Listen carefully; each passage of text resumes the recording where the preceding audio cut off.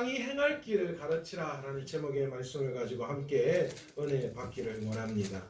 우리가 속해 있는 우리 교단은 5월 첫째 주 주일을 어린이 주일로 정해서 교회 안에서 어린이들의 중요성을 인식하고 다음 세대 아이들에게 믿음과 말씀으로 키우기를 다짐하는 귀한 뜻깊은 주일로 우리 5월 첫째 주일을 드리고 있습니다. 그런데 안타깝게도 말은 그렇게 하는데 현실은 녹록지가 않습니다. 오늘날 한국교회 안에는 점점 아이들이 줄어들고 있어요. 주일학교 예배가 없어지는 곳도 너무나도 많이 있습니다. 개신교 통계 자료에 따르면 교회 안에 주일학교 예배가 없는 곳이 70%에 달한다라고 합니다. 이거 당연한 결과입니까? 놀라지도 않으시는데 10곳 교회가 있으면 주일학교 없는 교회가 몇 곳이요? 7곳이라는 거예요. 주일학교 교회가 있는 곳이 3곳밖에 안 된다라는 거예요. 그리고 교회 규모에 비해서 주일학교가 형편없이 연약한 교회들이 너무나도 많더라라는 거예요. 한국교회가 왜 이런 일이 일어나고 말았을까요? 여러분, 과거에 우리 어머니 세대들만 해도 여러분 교회 안에 성도의 숫자보다 주일학교 아이들의 숫자가 훨씬 더 많았어요. 그러니까 주일학교 아이들이 교회 안에 꽉꽉 차고 넘쳤다는 거예요. 그런데 오늘날은 정반대예요. 아이들의 웃음소리, 아이들, 청소년, 청년들의 모습은 온데간데 없고 점점 교회들이 늙어가고 있다는 거예요. 왜 이런 일들이 일어나는 걸까요? 한국 사회 안에 전문가들이 이야기하는 게 저출산 문제다. 아이들의 숫자가 급격하게 줄어들고 있다라는 이야기를 합니다. 이것도 일리가 있는 말인 것 같아요. 그러니까 출산율이 0.8%도 안 된다고 하잖아요. 전 세계적으로 가장 낮다라고 합니다. 둘이 결혼하면 최소한 둘은 낳아야 되잖아요. 그래야 똔똔이잖아요. 근데 둘 결혼해서 하나도 안 놓는 세대니까 인구가 급격하게 줄어드는 것이 사실이고, 그런데 현실적으로 아이들의 숫자가 그러니까 적다는, 우리 내서 지역은 조금 예외인 것 같아요. 내서 초등학교만 해도 한 반에 10반씩 있어요. 그러니까 거의 대부분은 250명에서 300명 가까이 돼요. 근데 조금만 떨어져서 나가면 한 학년에 반이 겨우 2반, 한 반에서 2반, 그러니까 최고 한 학년이 한 50에서 100명이 못 되는 그런 학교들이 즐비합니다. 그뿐 아닙니다. 우리 아이들을 세상에 빼앗겨 버렸어요. 무슨 말입니까? 우리 아이들이 세상 놀이에 다 빠져버렸어요. 그래서 교회 학교 오는 거 재미없어요. 재미없어요. 우리 아이들 전도하면 제일 먼저 얘기하는 게 뭐해요? 교회 가면 뭐해요? 에이, 재미없어요. 왜요? 집에서 하는 게 더 재밌거든요. 여러분들, 핸드폰, 컴퓨터는 가만히 앉아서 세상을 볼 수 있는 곳이에요. 그리고 그 아이들이 동경하는 그들의 세계에서 경험할 수 없는 것을 어디에서 경험해요? 컴퓨터나 핸드폰으로 경험해요. 그 나이대에 경험할 수 없는 거, 어른들이 되어야 할 수 있는 거, 이런 것들 요즘은 전부 다 핸드폰으로, 컴퓨터로 다 할 수 있는 시대예요. 거기에 비하면 우리 주일학교 아이들, 주일학교 안에서 하는 것들, 시시해요, 재미없어요, 그렇게 말합니다. 또 부모님 세대들이 성경적 가치관을 더 중요하게 생각하는 것이 아니라 세상 가치관을 더 중요하게 생각하는 데 문제가 있습니다. 무슨 이야기입니까? 아이들을 신앙적으로 키우기보다 세상 속에서 성공하는 것을 더 중요하게 생각한다라는 거예요. 이로 인해서 우리 아이들이 세상 지식 쌓기에 몰려 있어요. 제가 고백하는데 우리 어머니도 예전에 주일학교 예배 가지 마라 했어요.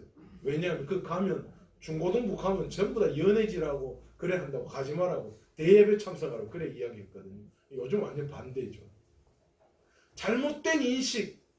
그래서 무슨 생각하냐? 교회 가서 시간 뺏기지 말고 그냥 기본만 하면 되고, 네가 지금은 학생이니까 공부하는데 열을 올려야 된다, 그렇게 가르치더라는 거예요. 그래서 아이들을 세상 공부에 내몰려서 때로는 고3 정도 되거나 아니면 중요한 시험 앞두면 아예 교회를 가지 않아도 된다라는 식의 사고를 가지고 있는 것이 오늘날 부모님 세대입니다. 또 한 가지 주일학교 교육이 세상 교육보다 엄청나게 뒤져 있다라는 거예요. 과거에는 주일학교가 더 재밌었어요. 세상에서 경험할 수 없는, 세상 학교에서 경험할 수 없는 것들이 주일학교에 있었다라는 거예요. 그런데 요즘은 완전히 반대되었어요. 학교 교육은 너무너무 발전되어서 천난을 달리고 있는데 주일학교 교육은 여전히 어디에 머물러 있어요? 어머니 세대들이 했던 그 주일학교 교육에 머물러 있었다라는 거예요. 그 교육이 너무 탁올라서 변화를 주지 않는 것이 아닌가라는 생각도 하지만 거기에 대한 발전과 개선이 별로 없어요. 여러분들 주일학교 지금 가면 여러분들 우리 장로님 권사님 세대들도 전혀 어색하지 않는, 내가 주일학교 때도 저렇게 했는데 그런 걸 지금도 하고 있다라는 거예요. 그러니 요즘 아이들이 어떻겠어요? 요즘 많이 교계에서도 이런 부분들 때문에 인식의 개선을 가져서 주일학교 교육 과정을 굉장히 개편한 것도 사실입니다. 그런데 아직도 사실은 세상 교육적 환경이나 여러 가지 것들을 따라가기에는 사실은 부족한 것이 사실입니다. 그런데 여러분, 이건 다 핑계에 불과해요. 사실 이런 것들보다 더 중요한 게 있어요. 더 문제가 되는 게 뭐냐? 많은 교회들이 주일학교 다음 세대 이야기는 하고 기도는 하지만 사실 그것에 대해서 별 관심이 없다라는 거예요. 주일학교가 자기 교회에 없는데도 별로 그게 크게 문제가 되지 않는 것처럼 생각해요. 주일학교 하니까 이빨린 기도는 하는데 실질적으로 내가 과연 다음 세대를 위해서 지금 무엇을 하고 있는가라고 질문했을 때 교회가 지금 뭘 하고 있는지 그것에 대한 구체적인 방안과 대안을 제시하지 못하는 성도와 교회들이 너무 많더라라는 거예요. 많은 교회들이 주일학교를 하나의 부속기관 정도로 그냥 어른 예배 하면 그냥 따라오는 아이들 관리하면 된다라는 식의 생각을 가지고 있는 것도 사실입니다. 이런 생각을 가지고 있는 한국 교회의 미래를 볼 때 정말 위기가 아닐 수 없습니다. 사실 우리 교회 주일학교도 예외는 아닙니다.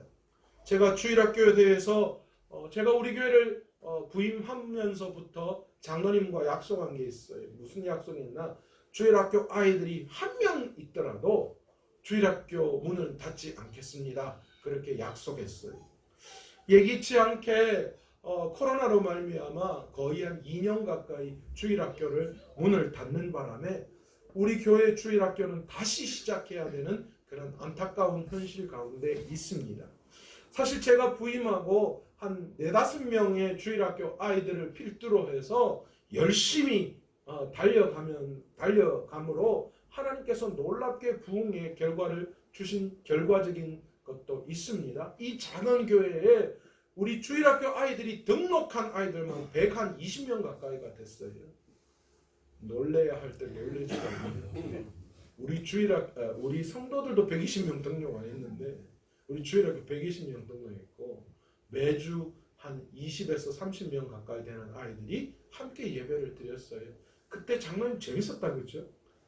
아이들 자리가 없어서 아이들한테 자리를 내주고 어른들이 밖에 나와서 본당에서 식사를 하고 얼마나 아름다운 모습. 우리 교회는 정말 작은 교회지만 그러나 아이들의 목소리가 끊이지 않는 그런 아름다운 그런 모습들이 우리 안에 있었습니다. 그런데 예기치 않게 코로나가 터지면서 거의 2년 가까이 주일학교 예배를 드리지 못하므로 그 아이들이 전부 다 사실 중학교, 고등학교 올라간 것도 사실이고 또 2년 동안 쉬었던 아이들을 다시 교회로 데리고 나오는 것이 참 쉽지만은 않은 것이 사실입니다.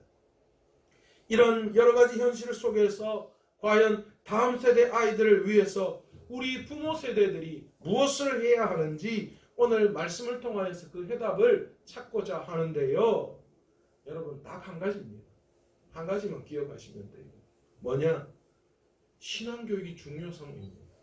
세상 가치관, 그것보다 성경적 가치관이 더 우선된다라는 것을 아이들에게 가르쳐야 하고요.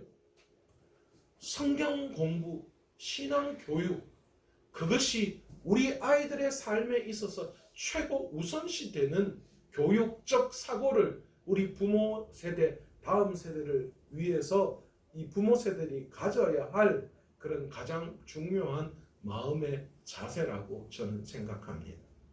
자녀를 사랑하는 부모치고 우리 자녀들에게 좋은 것을 주고 싶지 않은 부모가 어디에 있겠습니까? 더 좋은 환경 속에서 더 나은 것을 주고 싶고, 이를 통해서 우리 아이들이 더 나보다도, 내 세대 때보다도 훨씬 더 좋은 그런 삶을, 편안한 삶을 살게 하고 싶은 것이 부모들의 마음입니다. 그래서 아이들에게 많은 노력을 하죠. 나는 한 번도 해보지도 못한 그런 것들 아이들에게 다 시켜요. 공부도 시키고 또 좋은 거 주려고 여러 가지 많은 노력들도 합니다.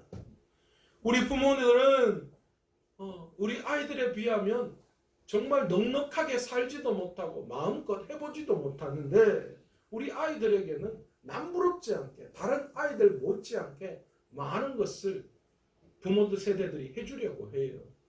나는 단벌 신사인데 우리 아이들은 때마다 철마다 옷 사주고 지가 원하는 거 다 해주고 싶고.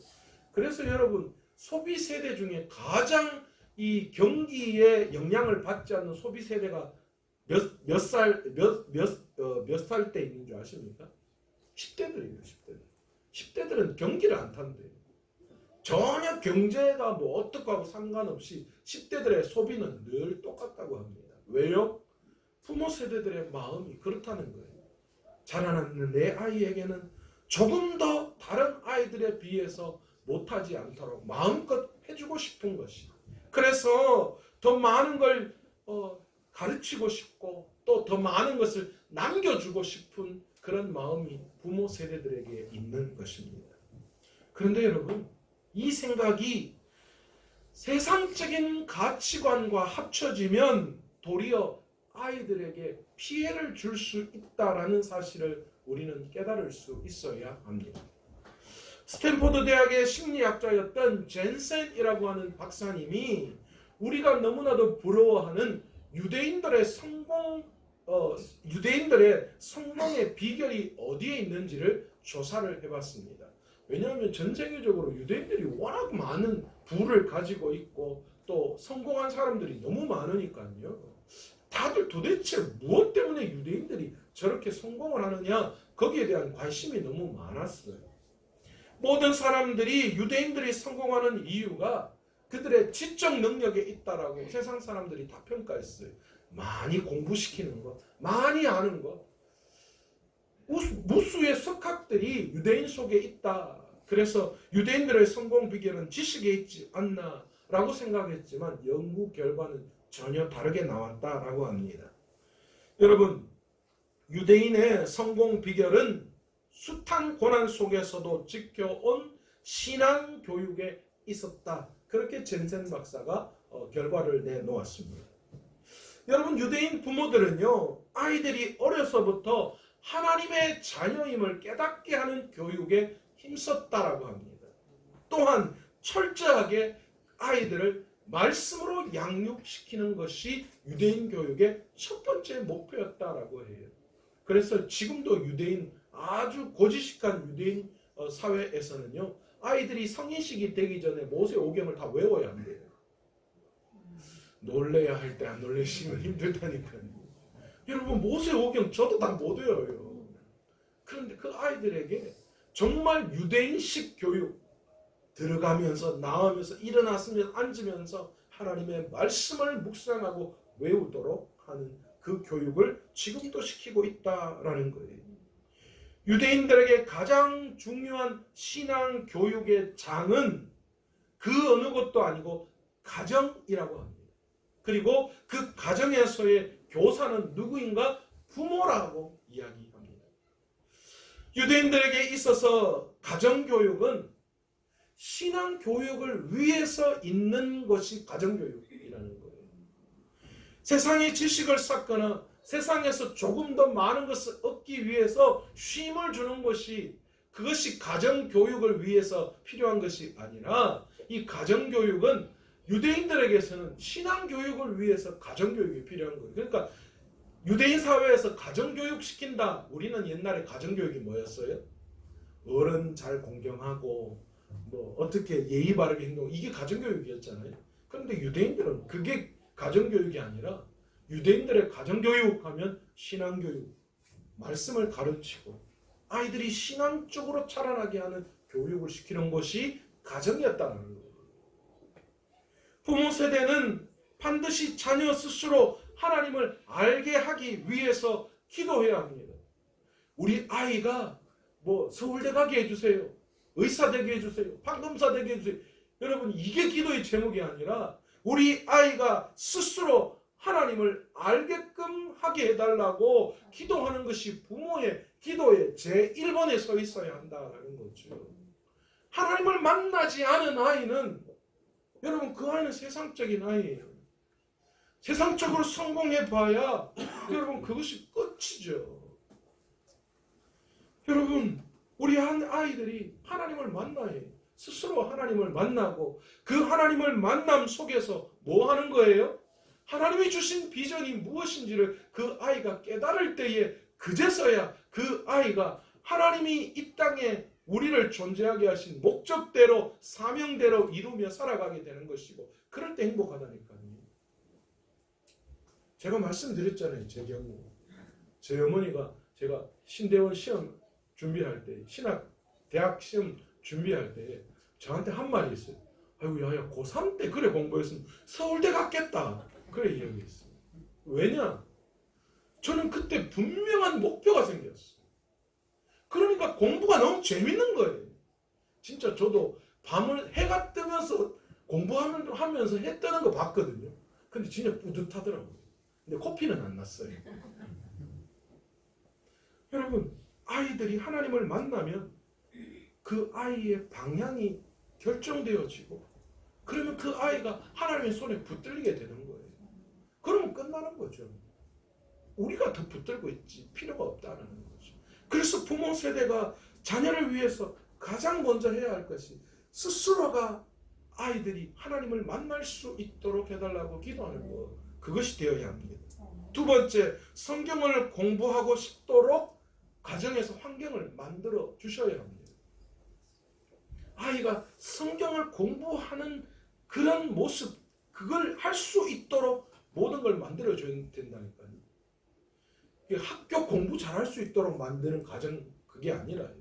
그 아이가 성경을 공부할 수 있도록 해야 돼요. 여러분, 가외 선생은 많이 붙이는데 왜 성경 가외 선생은 안 붙이는지 모르겠어요. 여러분, 그거 무슨 말이에요? 다른 말로 이야기하면 아이들이 가르치는 지식적인 공부가 하나님의 말씀 공부보다도 훨씬 앞서 있다는 증거잖아요. 만약에 성경 공부가 더 앞서 있으면 그 아이들을 위해서 뭐 가르쳐야 되는 거예요? 성경 가외하는 교사를 붙여야 될 거 아니에요. 그 아이가 성경을 제대로 깨닫게 하기 위해서. 여러분, 유대인 부모들은 아이들이 성경을 공부할 수 있는 환경을 가정에서 만들어준다고 합니다. 큐티책을 사주고 또 성경적인 질문을 하고 대화를 나누고 하는 그런 것들을 해요. 사실 저도 잘 못해요. 우리 아내가 늘 아쉬워하는 게 그거예요. 여보, 아이들한테 좀 그런 것 좀 가르쳐줘. 당신 교회에서만 하지 말고. 그래서 몇 번 해봤거든요. 근데 우리 아내는 되게 좋대요. 근데 저는 되게 힘들더라. 내 아는 잘 안 돼요. 내 아는. 너무 아는 잘 되는데 내 아는 잘 안 돼요. 여러분, 그러나 반드시 우리 아이들이 성경적 공부를 할 수 있도록 만들어야 돼요. 그리고 무엇보다도 부모 세대가 성경을 읽고 연구하고 무릎을 꿇고 기도하는 모습을 아이들에게 보여주셔야 해요. 그래서 그 아이들이 어려서부터 자연스럽게 그것이 몸에 배도록 해야 되는 거예요. 아, 우리 부모님은 기도하는구나. 그러니까 당연히 나도 이럴 때 기도해야 되겠구나. 뭔 일만 있으면, 우리 엄마 아빠는 뭔 일만 있으면 다른 사람 찾아서 해결하려고 막 노력하더라. 그 모습 보여야 되는 게 아니라, 우리 집은 희한하게 어려운 일만 있으면 엄마 아빠가 기도의 자리에 가서 기도하더라. 그러면 자녀는 당연히 뭘 배우겠어요? 어렸을 때부터 문제가 있으면 내가 기도하러 하나님 앞에 가야 되겠다라는 생각을 할 수밖에. 그게 몸에 배잖아요. 그 아이들이 그렇게 보고 자라왔을 때 무의식적으로 그걸 받아들이는 거예요. 또 글을 배우기 전에 성경의 이야기를 들려줌으로 말미암아 아이들이 하나님을 향한 신뢰를 갖게 하는 거예요. 성경적 사고를 하기 위해서 그 아이들이 어렸을 때부터 하나님을 믿고 신뢰하는 것들을 길러 나아가는 거예요. 그것이 자연스럽게. 여러분, 모태신앙이 좋은 게 뭐예요? 그것 때문에 그러는 거잖아요.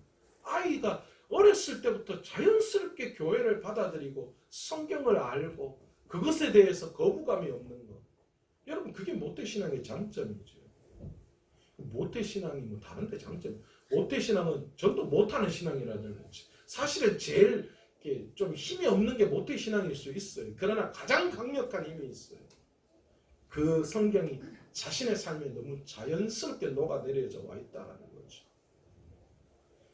여러분, 이것이 유대인 부모가 가정에서 아이들에게 행하는 교육이었다라는 거예요. 여러분, 유대인은 철저하게 하나님 중심, 회당 중심, 랍비 중심의 삶을 살았습니다. 여러분, 하나님 중심으로 산다는 건 뭘까요? 나는 아무것도 아닌데 나 없이 하나님은 계시지만 하나님 없이는 나도 존재하지 않는다라는 생각을 가지는 게 여러분 하나님 중심이에요. 그래서 나는 하나님이 사용하시는 도구다라는 그 중심으로 살아가는 게 유대인 교육의 하나님 중심의 교육이라는 거예요. 근데 우리는 다 반대죠. 하나님 없으면 나도 없다가 아니라 하나님은 없으셔도 나는 있다. 이 정신으로 살아가는 거죠. 두 번째, 유대인의 중심은 회당 중심으로 살아갔습니다. 여러분은 어떻습니까? 여러분은 비교할 때 어떤 비교를 하십니까? 어떤 목사님이 그런 이야기를 하더라고요. 나는 우리 집이 교회에서 가깝다, 멀다 이렇게 표현하는 사람이 있고, 반대로 우리 교회가 우리 집에서 가깝다, 멀다 이렇게 표현하는 사람이 있다라고 합니다. 여러분은 어느 쪽이세요? 여러분, 유대인들은요, 뭘 생각하느냐? 이사를 하거나 뭐 학교를 구하거나 아니면 직장을 구하나 모든 것에 있어서 뭘 중심으로 했느냐? 바로 회당을 중심으로 회당과 가깝게 모든 것을 잡았다라고 하는 거예요. 이게 회당 중심이에요. 세 번째로 랍비 중심의 삶을 살았다라고 합니다. 이게 무슨 말이냐? 자녀 교육, 결혼, 이사, 사업, 심지어 가정의 모든 문제 하나하나 시시콜콜 모두 다 뭘 통하여 결정하느냐? 랍비에게 와서 성경을 가르치는 선생에게 와서 함께 묻고 나누고 그것에 대해서 함께 결정하는 그런 삶을 살았다라는 거예요. 그래서 여러분, 유대인이 경영하는 사업체에는 반드시 랍비가 고용되어져 있다라고 합니다. 그래서 그 사람이 상담자의 역할을 하는 거예요. 랍비는 하나님의 말씀을 가르치는 영적인 그런 리더입니다. 그래서 그들은 그 영적인 리더의 말, 그들의 어떤 생각을 존중해주고 따르는 그런 중심의 삶을 살았다라는 것이죠. 어린 시절부터 부모에 의해서 이런 하나님 중심으로 살아가는 것을 철저하게 배운 것이 그들이 세계에 커다란 영향력을 줄 수 있는 성공의 삶을 살아가는 비결이라고 학자들이 말하고 있습니다. 여러분, 사실 오늘날 자녀 교육이 정말 힘든 것이 사실입니다. 3, 4살만 되면 이미 핸드폰, 컴퓨터에 빠져 있어요. 부모 세대들도 이미 아예 핸드폰을 안 줘야 되는데 한 3살쯤 되면 다 이제 뭔가 내가 아이 신경 쓰지 않고 집중해야 될 때 있으면 아이에게 핸드폰을 주고 유튜브를 틀어주거나 뭐 이런 거 합니다. 그리고 아이들이 너무너무 핸드폰 잘해요. 어른 세대는 핸드폰 다 힘드시죠? 이게 힘들잖아요. 근데 이 핸드폰의 탁월함이 어디에서 오느냐? 핸드폰이 왜 직관적이라고 이야기하느냐? 그래서 3살 아들은 너무 잘하는데 왜 어른들은 못하느냐? 어른들은 자기 생각이 있기 때문에. 그래서 자기 생각 때문에 핸드폰이 원하는 체계에 따르지 않는 거예요. 내 생각을 가지고 핸드폰을 보려고 하니까 안 되는 거예요. 근데 3살 이전의 아이들은 내 생각이 있어요, 없어요? 없어요. 보이는 대로 하는 거예요. 핸드폰은 보이는 대로 하면 돼요. 어른 세대들 잘 생각, 핸드폰요 어렵게 생각하죠. 그냥 시키는 대로 따라가면 되고 보이는 대로 누르면 되는 거예요. 3, 4살 아이들이 그걸 잘하는 이유가 거기에 있는 거예요. 얼마나 직관적으로 나오는지 몰라요. 이미 그 아이들이 그래서 그 나이대에 무분별한 정보의 세계 속에 빠져 있는 거예요. 이게 필터도 없어요. 요즘 필터라고 이야기하는데 우리 아들 보니까 그 필터를 뚫는 방법도 다 있어요. 뭐 핸드폰 시간대에 맞춰서 못하고 이런 거 있죠. 전 다 믿었거든요. 근데 저끼리는 다 알아. 이걸 어떻게 뚫으면 1시간 뭐 이거 없이 그냥 부모 관리 없이 뭐 할 수 있는 방법 다 알아요. 유튜브 이런 거 막 컴퓨터 싹 지웠는데 그걸 또 어떻게 살려내는 것들도 저끼리 다 공유해요. 아, 머리 좋아요. 머리 좋아. 여러분, 이런 아이들이 이 나이 때부터 무분별하게 성에 대해서 올바른 가치관도 정해지지 않았는데 그런 모든 문화들을 받아들이는 거예요. 또 올바른 정의가 아직도 체계적으로 잡히지 않았는데 그럼에도 불구하고 그런 무분별하고 무조건적인 정보들을 옳고 그름이 구별되지 않은 어떤 것들을 컴퓨터나 핸드폰으로 무조건 받아들이는 거예요. 여러분 지금 여러분 컴퓨터, 핸드폰 여러분 이거 진짜 죄악이 관영하고 있어요. 여러분 죄악 덩어리 들고 다니는 거예요. 물론 뭐 핸드폰이 무슨 죄악이냐마는 핸드폰에 대한 구분이 없어요. 이거 뭐 너나내나 할 것 없이. 의사들이 수술하기 전에도 핸드폰 들고 게임하고 있대요. 여러분 이게 판이에요. 여러분 교회 안에도 마찬가지잖아요. 교회 안에도 뭐 시도 때도 없이 핸드폰 이거 뭐 특히 아이들은 엄청나요. 여러분 걱정이 되는 것이 사실입니다. 과거에는 애 놓기만 하면 저끼리 컸어요. 그냥 뭐 저끼리 그냥 한 10명씩 놓으면 그 안에서 모든 관계가 정립되고 사회생활도 그 안에서 다 하고 형 누나한테 까불면 혼난다 이런 거 다 배우잖아요. 여러분 그런데 요즘은 달라졌어요. 사람은 만들어지는데 그런데 잘못된 것을 보고 배우면 잘못된 사람으로 만들어지는 거예요. 오늘날 현실적으로 이런 일들이 진짜 일어나고 있어요. 아이들이 덩치 크고 지식은 많아졌는데 사람답지 못해요. 하나님의 신실한 사람이 사라지고 있어요. 왜 이런 일들이 일어나는 걸까요? 정직하게 사는 것이야말로 참된 성공이다라는 이 의식이 아이들이 없는 거예요. 왜냐? 세상 속에서 팽배한 적당주의, 한탕주의.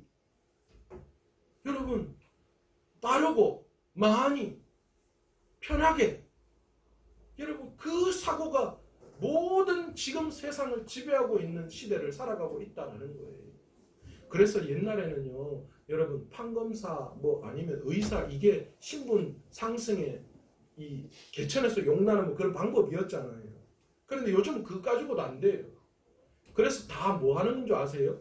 스타병에 걸려 있어요. 스타병. 인기를 얻으면 한순간 모든 것이 달라지는 그 시대가 오늘날 시대예요. 그래서 모든 사람들이 스타가 되고 싶어요. 애나 어른이나 상관없어요. 스타가 되니까 한순간 그의 삶이 완전히 달라지거든요.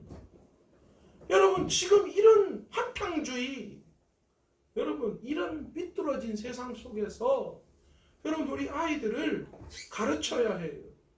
성실하게 참되게 살아가는 것이 그것이 올바른 것이다라는 것. 여러분 그것을 우리 아이들에게 분명히 가르쳐 줘야 해요. 애쓰고 힘쓰고 땀 흘리면서 일하며 사는 것이 참으로 보람있고 그것이 행복하다라는 것을 우리 아이들을 통하여 반드시 가르쳐 줘야 돼요. 여러분 그게 어디에 있느냐? 성경에서 이야기하는. 성경은 내가 힘쓰고 애쓰고 땀 흘려 일하고 그리고 그 모든 것이 하나님을 위해서 나아갈 때에 그 안에서 진정한 행복이 무엇이다라는 것을 느낄 수 있다라고 가르치고, 그리고 그것이 실질적으로 삶에서 일어나도록 하나님께서 말씀해주고 계신다는 거예요.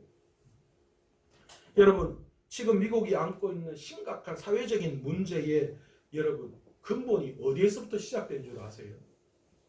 미국이 병들어지기 시작하는 원인을 사회학자들이 언제로 따지냐면 1959년에 두고 있습니다. 여러분, 1959년에 어떤 일이 일어나는 줄 아십니까? 미국의 공립학교 안에서 행해졌던 기도와 성경 공부를 일제히 다 정지시켜버렸어요. 이건 위헌이라고 하는 거예요. 종교의 자유가 있는 곳에서 그렇게 할 수 없다, 강압할 수 없다, 그런 거예요. 신본주의 나라에서 인본주의를 받아들이기 시작하고, 그때부터 미국 사회는 흔들리기 시작했어요. 청소년 안에서 급격한 변화가 일어나기 시작했다는 거예요. 여러분, 이것은 특별히 1960년대 아시아인들에 대한 이 미국의 이민법이 개정되면서 사실은 힌두 교도들이 미국 안에 엄청나게 몰려왔어요. 아시아계에 있는 힌두 교도들이. 그러면서 뭐가 들어왔느냐? 이 힌두교 안에 있는 아주 부두교 이런 거 있잖아요. 미신, 귀신 이런 사탄의 문화들이 엄청나게 미국 안에 들어오면서, 여러분 히피 이런 거 보십시오. 다 그쪽이에요. 여러분, 그러면서 사단주의적이고 신비주의적인 문화가 청소년들에게 들어오면서 그들에게 악영향을 미쳤어요. 청소년들이 전신갑주를 입고 믿음으로 새롭게 되어져야 하는데 그 아이들이 이상한 문화로 물들기 시작하는 거예요. 자유라는 미명 안에서 인본주의가 강조되면서 사람이 중심이 되면서 엄청난 일들이 미국 안에 일어났고, 결국은 미국 사회가 지금 이렇게 혼탁한 세대가 되어버리는 그런 일들이 일어나고 있다는 거예요. 그런데 여러분, 그 시대를 본받고 있는 우리 지금 이 시대도 마찬가지라는 거예요. 우리 시대를 바라보면서 자유다, 성공이다, 사람 중심이다, 이런 것들을 강조하면서 지금 우리나라가 얼마나 인본주의적인 사회가 되어지고 있는지 몰라요. 물론 사람이 중요합니다. 그러나 그러면서 우리 아이들에게 무방비하게 미국에 좋지 않은, 서방에 좋지 않은 그런 문화들이 얼마나 많이 들어오고 있는지 몰라요. 여러분, 디모데 후서 3장 15절에서 17절에 바울이 아들과 같은 디모데에게 이야기한 내용이 있습니다. 그 내용이 뭔 줄 아십니까? 3장 15절에 보시면, 또 내가 어려서부터 성경을 알았나니 성경은 능히 너로 하여금 그리스도 예수 안에 있는 믿음으로 말미암아 구원에 이르는 지혜가 있게 하느니라. 여러분, 사도 바울은 디모데에게 분명히 이야기합니다. 하나님의 말씀은 우리를 구원에 이르게 하는 지혜가 있다라고. 학문도 힘도 능력도 구원에 이르게 하는 것은 없습니다. 그러나 하나님의 말씀은 우리를 구원에 이르게 합니다. 우리 어른 세대들은 이것을 믿고 여기까지 왔고, 우리 다음 세대 아이들에게도 분명히 이 사실을 깨닫게 해야 하는 줄 믿습니다. 또한 16절에 뭐라고 이야기하느냐? 모든 성경은 하나님의 감동으로 된 것으로 교훈과 책망과 바르게 함과 의로 교육하기에 유익하느니. 성경은 우리 아이들에게 교훈과 책망과 바르게 함과 의를 가르칠 수 있는 너무나도 좋은 교재라고 말씀하고 계시는 거예요. 우리 아이들을 무엇으로 가르치느냐? 내 기준이 아니라요. 부모 세대의 기준이 아니라 하나님의 말씀이 기준이 되어서 그 말씀으로 교훈과 책망과 바르게 함과 의로 교육해야 한다라는 것이죠. 그리고 17절에 이는 하나님의 사람으로 온전케 하며 모든 선한 일을 행하기에 온전케 하려 함이라. 이 하나님의 말씀이 하나님의 사람으로 온전케 만든다라는 거예요. 하나님이 보실 때 온전한 사람으로 만들어주는 것이 뭐예요? 하나님의 말씀, 신앙 교육이다라는 거예요. 우리 아이들이 하나님의 사람으로 올바로 크기를 원한다면, 여러분, 돈 많이 가지고 세상에 성공하는 거, 여러분, 돈 많이 가지고 세상에 성공하고 힘 있으면 행복해야 되잖아요. 그런데 여러분, 그게 행복하지 않더라는 거예요. 제가 늘 강조하잖아요. 그게 편안할 수는 있지만 그게 행복일 수는 없다라는 거예요. 우리 아이들이 어떻게 되어야 하나? 하나님의 사람으로 온전케 될 때 그 안에 진짜 행복을 느낄 수 있다는 거죠. 하나님의 말씀은 우리 아이들을 하나님의 사람으로 온전케 만드는 능력이 있다라고 분명히 말씀하고 계십니다. 그러기에 이 어려운 시대, 정말 아이들 교육이 어려운 이 시대, 아이들이 주일학교에서 점점 줄어드는 이 시대에 우리는 다음 세대 아이들을 향하여서 반드시 신앙교육이 가장 우선됨을 우리가 우리 어른 세대에서 깨닫고 그것을 위해서 애쓰고 힘쓸 수 있는 저와 여러분 되시기를 간절히 축원합니다. 그리고 기도만 하고 앉아있는 그런 삶이 아니라 우리가 어떻게 다음 세대를 살려낼 것인가, 그것을 위해서 내가 어떻게 하나님 앞에 쓰임받을 것인가, 내가 어떻게 행할 것인가에 대해서도 구체적으로 하나님 앞에 가지고 나와 그것을 실행에 옮길 때에 다음 세대를 향한 놀라운 부흥의 역사가 일어날 줄로 믿습니다. 여러분 지금도 역사해요. 되는 데는 돼요. 왜요? 거기에 목표를 가지고 기도하고 행할 때 하나님 역사해 주시는 거죠. 바로 우리 교회가 그런 일을 감당하고 우리 가정이 바로 다음 세대를 올바로 세우는 신앙교육에 가장 앞장설 수 있는 믿음의 가정 만들어 가시는 저와 여러분 되시기를 간절히 축원합니다. 기도하겠습니다. 하나님 아버지,